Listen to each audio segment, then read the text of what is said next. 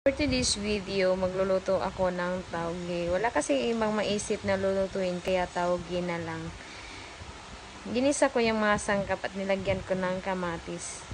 Wala kasing tofu dito, kaya nilagay ko yung karning baboy. Ayan.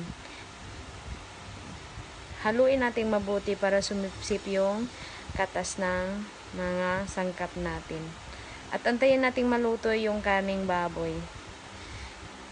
Ayan, naluto na yung karning baboy at nilagay ko yung tauge. Haluin mo mabuti yung tauge para naman yung mga sangkap ay mahalo ng maayos. Ayan, haluin natin ng maayos at antayin natin na maluto yung tauge. Halo-halo lang. At yan na nga. Hinalo na natin. At naluto na nga yung tauge na may karning baboy. Ayan, ang sarap naman yan.